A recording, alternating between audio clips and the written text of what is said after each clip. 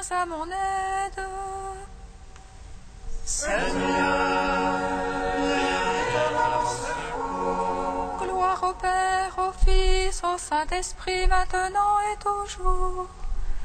Dans les siècles des siècles, Amen. Alléluia.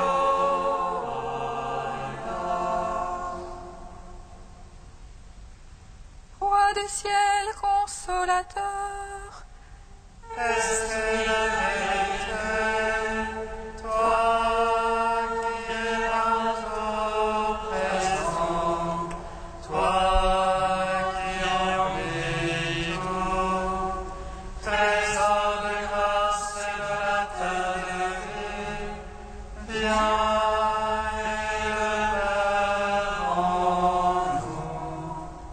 Purifie-nous de toute souillure, et sauve nos âmes. Toi qui es monté, Roi du ciel consolateur, Esprit de vérité, toi qui es partout présent, toi qui envies tout, trésor de grâce et de la terre de vie, viens et demeure en nous. Purifie-nous de toute souillure, et sauve nos âmes. Toi qui es monté. Par ta croix, Seigneur, tu as détruit la mort. Tu as ouvert au larron le paradis. Tu as changé en joie les saintes femmes. Et tu as donné l'ordre à tes apôtres de proclamer que tu es ressuscité, Christ Dieu, pour donner au monde la grâce du salut.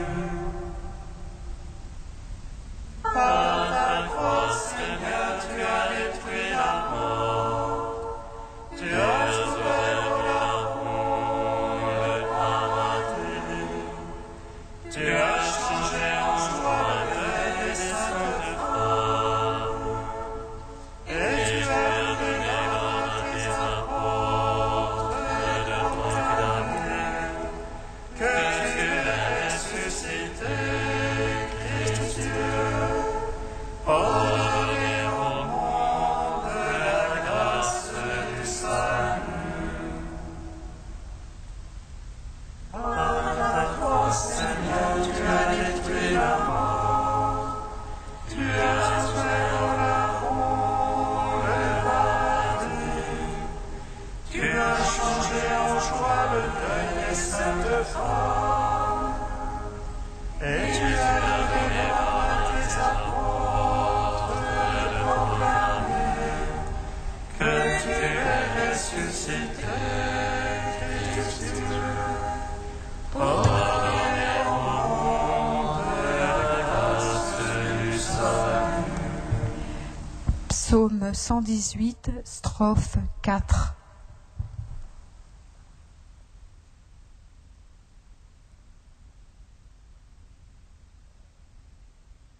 Sur les chemins de ta parole, Seigneur, tu as mis mon cœur au large.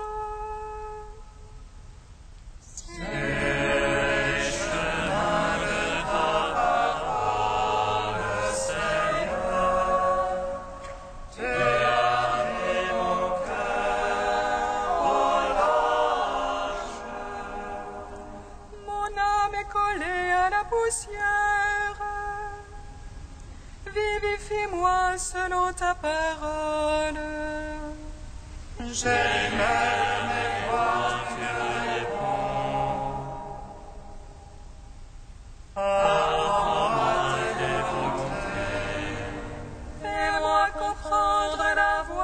tes préceptes. Je méditerai sur tes merveilles. Tes chagrins n'âme ne dort plus. Relève-moi selon ta parole. Détourne-moi de la voie de mensonge. Fais-moi la grâce de ta loi. J'ai choisi la voie de vérité. J'ai désiré tes jugements. Je me tiens collé à ton témoignage. Seigneur, ne me déçois pas. Je cours sur la voie de tes ordres. Car tu as mis mon cœur en large. Gloire au Père, au Fils, au Saint-Esprit. Pour les siècles des siècles. Amen. Sur les chemins de ta parole, Seigneur, tu as mis mon cœur au large. Psaume 28. Je veux contempler ta puissance et ta gloire, car ton amour, Seigneur, est meilleur que la vie. Je veux contempler ta puissance et ta gloire, car ton amour, Seigneur, est meilleur que la vie. Rapportez au Seigneur, Fils de Dieu, rapportez au Seigneur gloire et puissance. Rapportez-lui la gloire de son nom, adorez-le dans son parvis de sainteté.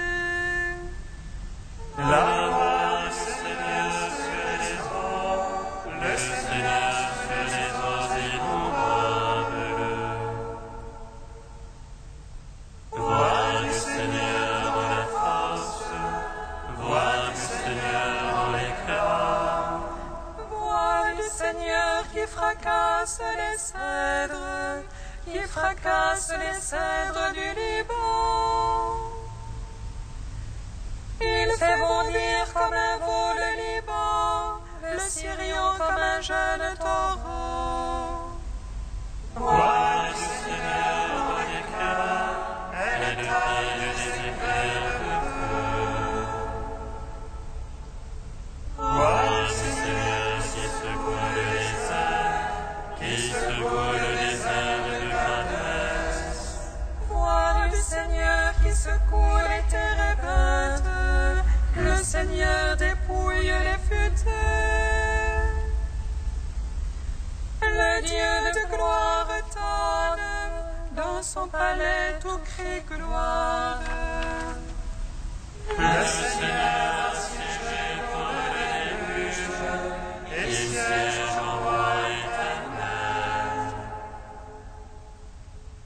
Dieu donne la puissance à son peuple, Dieu bénit son peuple dans la paix. En gloire au Père Tout-Puissant, à son Fils Jésus-Christ le Seigneur, à l'Esprit qui habite en nos cœurs, pour les siècles des siècles. Amen. Je veux contempler ta puissance et ta gloire, car ton amour, Seigneur, est meilleur que la vie. Psaume 29. Je t'exalte, Seigneur, toi qui me relèves, sans laisser mes ennemis se rire de moi.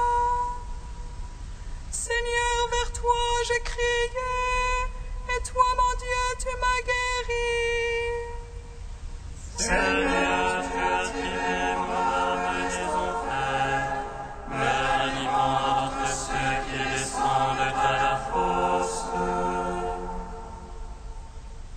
Jouez pour le Seigneur ceux qui l'aiment, louez sa mémoire de sainteté. Sa colère est d'un instant, sa faveur pour la vie. Au soir les larmes, au matin les cris de joie. Moi je disais dans mon bonheur, rien à jamais ne m'ébranlera. Ta faveur manifestée sur de fortes montagnes, cache-tu ta face, je suis bouleversé. Vers toi, Seigneur, j'appelle, à mon Dieu, je demande pitié. Que gagnes-tu à mon sang, à ma descente dans la tombe?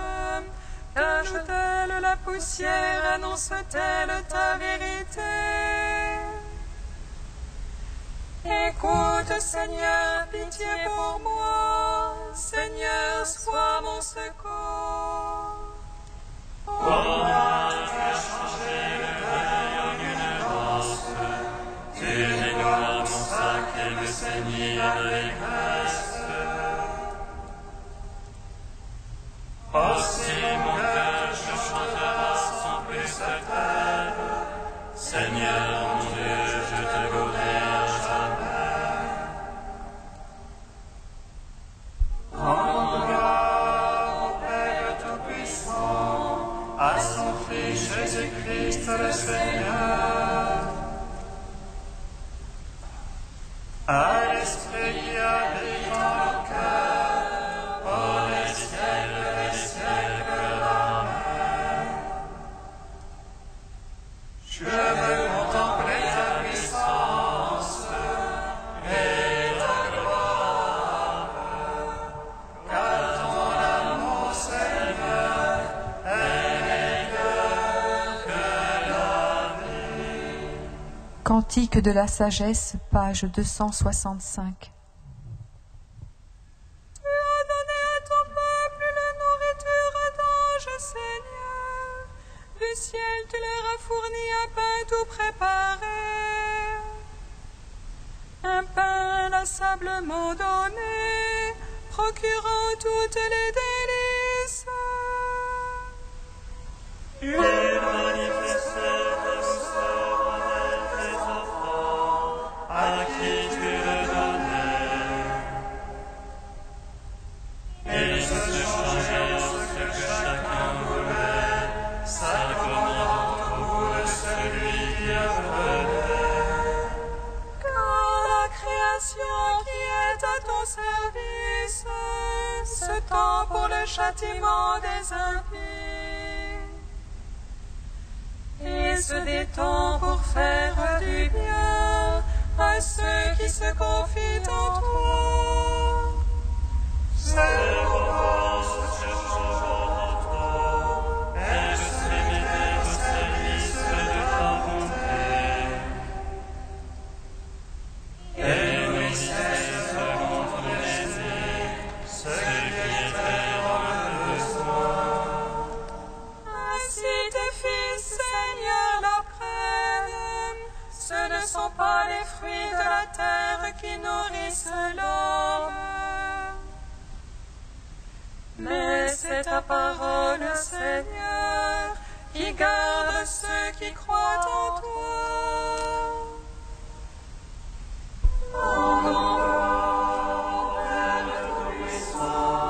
À son Fils Jésus-Christ le Seigneur,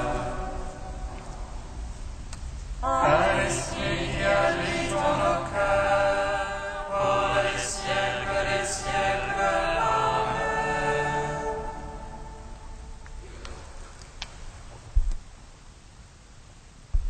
Du Père Caffarel, bienheureuse Trinité. Le Père et le Fils s'aiment, ils se donnent l'un à l'autre, et voici que surgit l'Esprit Saint. Un théologien du XIIe siècle, Richard de Saint-Victor, l'exprime en une somptueuse image. Vous diriez deux vagues puissantes qui accourent impétueusement l'une vers l'autre, se rencontrent, se fondent et s'élancent à la fois de leur lit en une gerbe immense. Cette gerbe immense, c'est l'Esprit Saint. Il est, en face du Père et du Fils, leur amour personnifié. Aussi le Père et le Fils s'émerveillent-ils devant l'Esprit Saint, en qui leur amour resplendit, qui est leur amour, en qui ils sont un. Le Père et le Fils n'ont qu'un cœur et qu'une âme, si l'on peut s'exprimer ainsi, et c'est l'Esprit Saint. L'Esprit Saint, fierté et joie du Père et du Fils. Mon Père et moi sommes un. L'Esprit Saint ne reçoit que pour donner, que pour se donner, car en lui, comme dans les deux autres personnes divines, l'amour est don de soi. Le don qu'il faut au Père et au Fils consiste d'abord à leur offrir le spectacle de leur amour personnifié. S'il est déjà vrai de dire de l'enfant qu'il est le témoin irrécusable de l'amour de son père et de sa mère, à bien plus juste titre, il convient d'affirmer de l'Esprit Saint qu'il est le témoin de l'amour du Père et du Fils. Et parce qu'il est l'amour du Père et du Fils, l'Esprit Saint est leur joie d'aimer, leur joie de s'aimer, leur joie de se donner l'un à l'autre, leur joie de se posséder l'un l'autre. Il est, en la Trinité, celui que certains pères de l'Église ont appelé la fête de l'amour, la fête éternelle.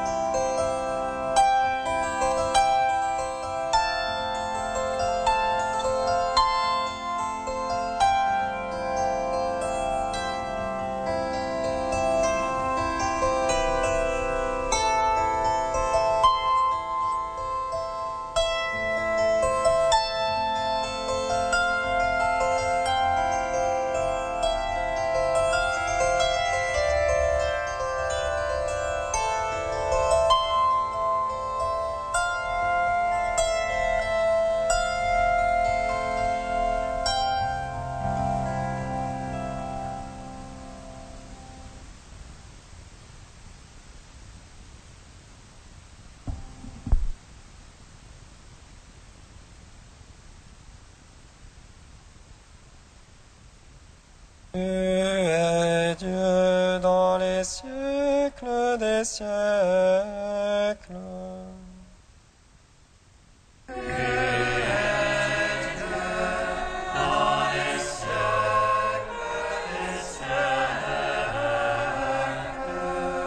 Il n'y a qu'un seul Dieu, le Père de qui tout vient et vers qui nous allons.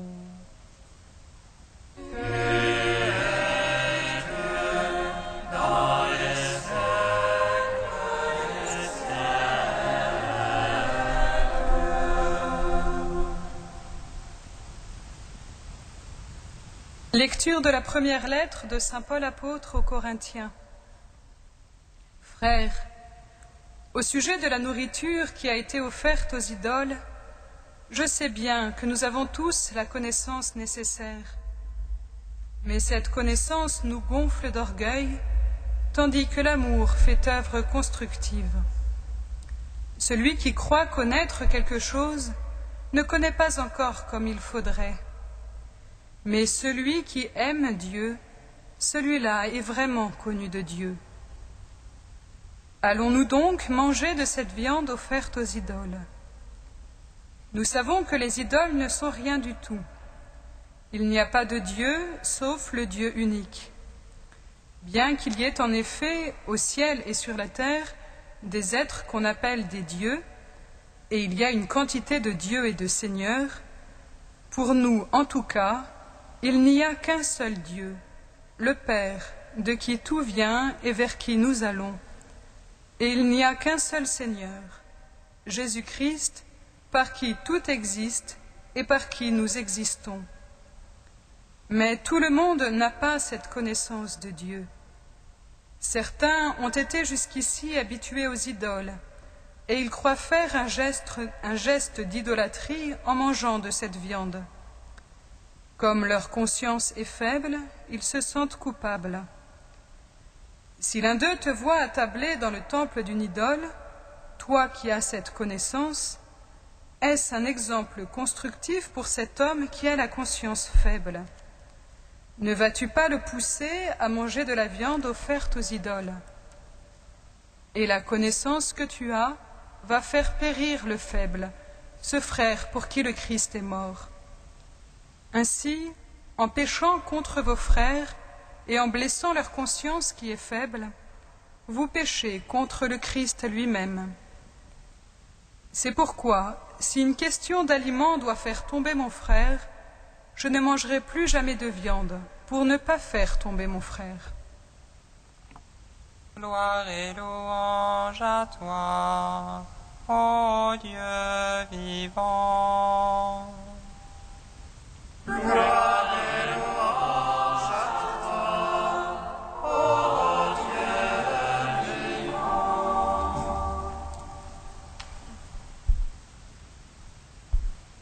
Corinthe, 1er siècle, sujet du problème: un chrétien peut-il manger des viandes offertes aux dieux païens?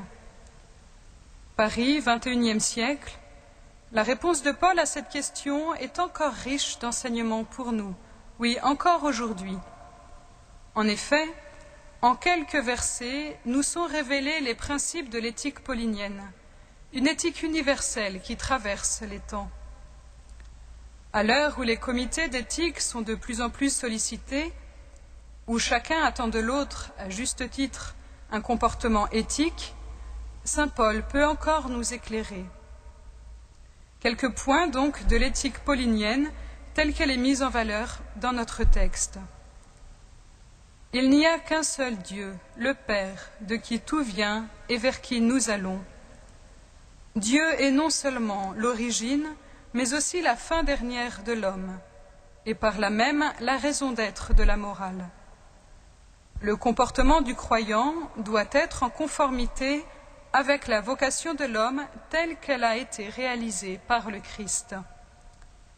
Il s'agit donc de vivre en discernant ce qui correspond réellement à la vocation de l'homme et ce qui lui est contraire. Cette éthique ne repose pas sur la conviction personnelle que l'on peut bien faire, sur une connaissance, une intelligence qui serait parfaite, mais sur la certitude que Dieu agit en chacun par l'esprit qui lui a été donné, par l'amour répandu par Dieu en nos cœurs, qui va faire de ces connaissances une œuvre constructive. L'éthique paulinienne ne s'impose pas de l'extérieur, mais tend à devenir l'esprit même du croyant, vivant sous l'action de l'Esprit Saint. D'autre part, pour Paul, un acte est bon s'il est originé dans l'amour. Amour de Dieu qui constitue le motif pour lequel on se décide, amour du frère qui nous rend participants de l'amour de Dieu. L'éthique paulinienne n'existe pas sans référence aux autres. La priorité est donnée à la constitution du peuple de Dieu, corps du Christ, lieu privilégié où va se vivre concrètement la vocation humaine et chrétienne. Pour effectuer le discernement nécessaire à toute décision éthique, Paul laisse place à la conscience du croyant. Souvenons-nous de la place prépondérante donnée à la loi dans le judaïsme. Il ne fournit pas de catalogue de lois, mais illustre le fondement de sa réflexion dans le cadre de cas concrets, à chacun d'appliquer ses principes à sa propre situation.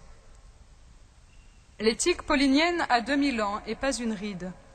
Cette étonnante actualité lui vient du fait qu'elle est enracinée dans le Christ, qui est, qui était et qui vient. Certains reprochent aujourd'hui à l'Église, ainsi qu'à Paul, d'imposer aux hommes un pesant fardeau de contraintes, lois, interdits. C'est gravement la méconnaître. Qui reprocherait à un père de vouloir le meilleur pour ses enfants et de leur indiquer le chemin de la vie, de leur dire ainsi qu'il les aime? Les divers documents pontificaux, comme les lettres de Paul, n'ont pas d'autre but. La grandeur, la profonde dignité de l'homme que Paul proclamait en laissant place à la conscience du croyant comme juge suprême, est encore et toujours proclamée par l'Église aujourd'hui, même si trop de gens et même trop de chrétiens l'ignorent. Écoutons un court extrait de la Constitution pastorale Gaudium et Spes de Vatican II pour nous en convaincre. Au fond de sa conscience, l'homme découvre la présence d'une loi qu'il ne s'est pas donnée lui-même, mais à laquelle il est tenu d'obéir. Cette voix, qui ne cesse de le presser d'aimer et d'accomplir le bien et d'éviter le mal, au moment opportun résonne dans l'intimité de son cœur. Fais ceci, évite cela. Car c'est une loi inscrite par Dieu au cœur de l'homme. Sa dignité est de lui obéir, et c'est elle qui le jugera. La conscience est le centre le plus secret de l'homme, le sanctuaire où il est seul avec Dieu et où sa voix se fait entendre. C'est d'une manière admirable que se découvre à la conscience cette loi qui s'accomplit dans l'amour de Dieu et du prochain.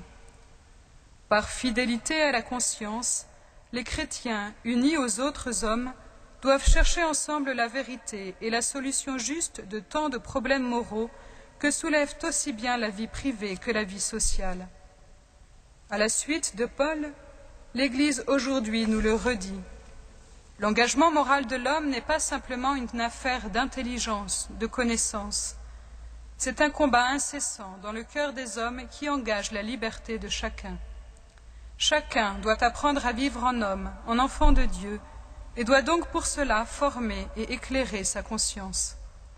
Si nous sommes responsables devant notre conscience, nous sommes aussi responsables de notre conscience et avons le devoir de faire tout ce qui est en notre pouvoir pour la tenir en éveil et la faire grandir de façon droite.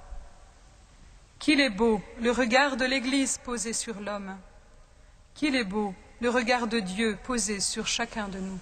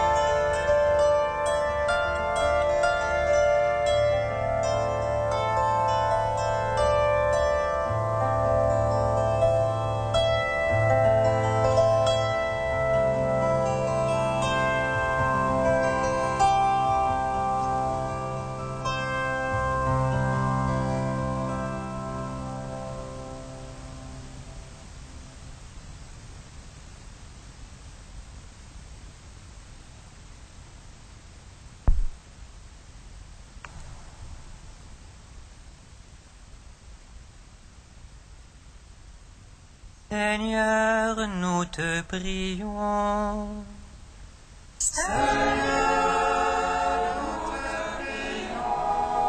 Pour les communautés religieuses dont l'hospitalité est le seul recours pour ceux qui sortent de prison, Seigneur, nous te prions.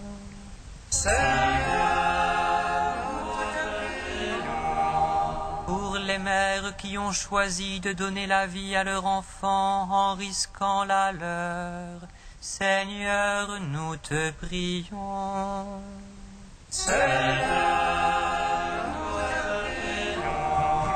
Pour ceux qui ne peuvent pardonner à leur bourreau, Seigneur, nous te prions.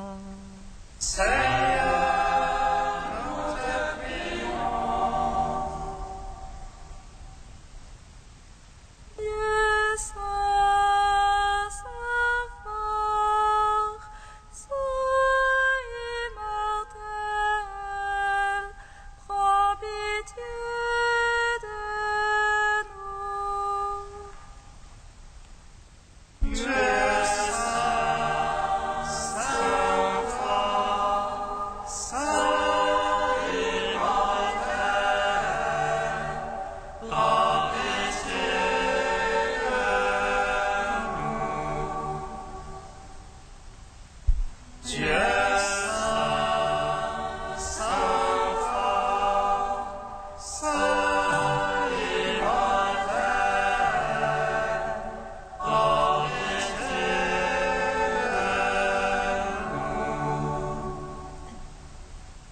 Gloire au Père et au Fils et au Saint-Esprit, maintenant et toujours et dans les siècles des siècles. Amen.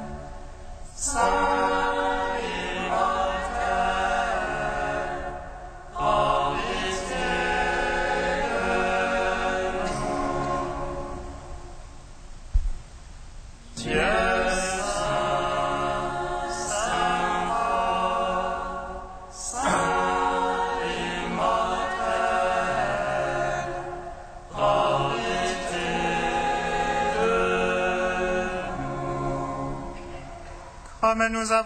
Comme nous l'avons appris du Sauveur et selon son commandement, avec Saint Jean Chrysostome, nous osons dire: Notre Père qui es aux cieux, que ton nom soit sanctifié, que ton règne vienne, que ta volonté soit faite sur la terre comme au ciel. Donne-nous aujourd'hui notre pain de ce jour. Pardonne-nous nos offenses, comme nous pardonnons aussi à ceux qui nous ont offensés. Et ne nous soumets pas à la tentation, mais délivre-nous du mal. Car c'est à toi qu'appartiennent le règne, la puissance et la gloire pour les siècles des siècles. Amen.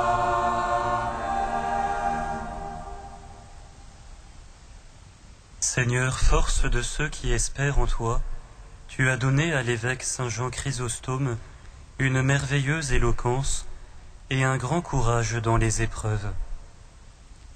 Accorde-nous la grâce de suivre ses enseignements pour avoir la force d'imiter sa patience. Par Jésus-Christ, ton Fils, notre Seigneur et notre Dieu, qui règne avec toi et le Saint-Esprit, maintenant et pour les siècles des siècles. Bénissons le Seigneur. Notre grâce à Dieu.